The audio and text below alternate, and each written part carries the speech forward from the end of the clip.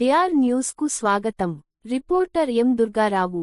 తూర్పు గోదావరి జిల్లా కపిలేశ్వరపురం మండలం కోరుమిల్లి గ్రామంలో కొలువైన శ్రీదేవి భూదేవి సమేత శ్రీ జనార్దన స్వామి, శ్రీ లక్ష్మీ నరసింహస్వామి ఆలయాల జీవనోద్ధరణకు మండపేట నియోజకవర్గ శాసన సభ్యులు వేగుళ్ల జోగేశ్వరరావు భూమి పూజ చేశారు.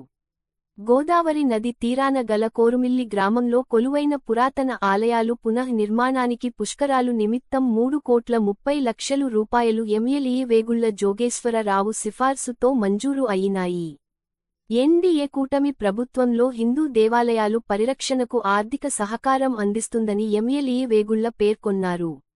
గత 2015 గోదావరి పుష్కరాలు కాలంలో కోరుమిల్లి గ్రామంలో కొలువైన శ్రీ రాజేశ్వరి సమేత శ్రీ సోమేశ్వర స్వామి ఆలయం నకు 50 లక్షల రూపాయలు నిధులు మంజూరుతో అప్పటి ఇదే కూటమి ప్రభుత్వం ఆలయ పునః నిర్మాణం చేపట్టడం జరిగిందని ఎమ్మెల్యే వేగుళ్ల వివరించారు.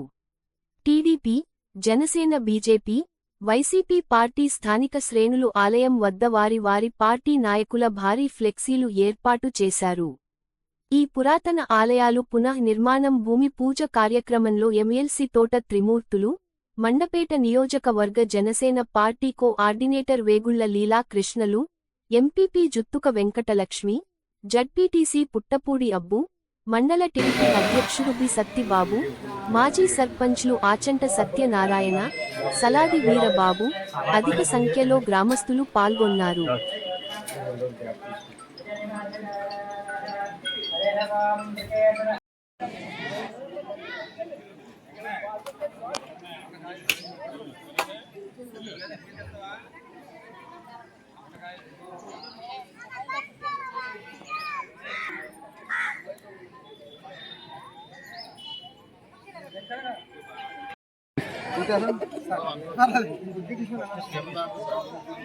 చూడలేదు కదా.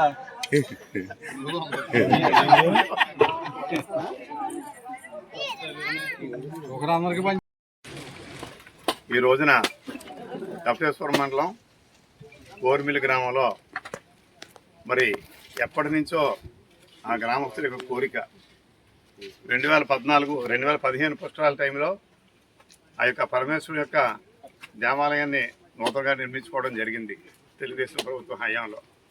అదేవిధంగా ఈ రోజున మరలా కూటమి ప్రభుత్వ హయాంలో 3,26,00,000 శ్రీ లక్ష్మీ నరసింహస్వామి వారి ఆలయం మరియు భూదేవి శ్రీదేవి సమేత శ్రీ జనార్దన స్వామి వారి దేవాలయం, మరి ఈ 2 దేవాలయాలు ఈ రోజున శంకుస్థాపన చేసుకోవడం జరిగింది.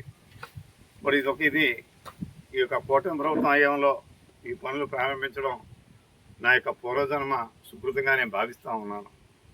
ఎంచేతనంటే పవిత్రమైన గోదావరి నది ఒడ్డున మరి కోరుమిల్లి అనేటప్పటికే అందరూ కూడా ఎక్కువగా భక్తి శ్రద్ధలతో మన ఆ యొక్క అన్ని దేవాలయాలకు వెళ్తూ మంచి భక్తి ప్రవర్తనతో వారందరూ ఉంటారు.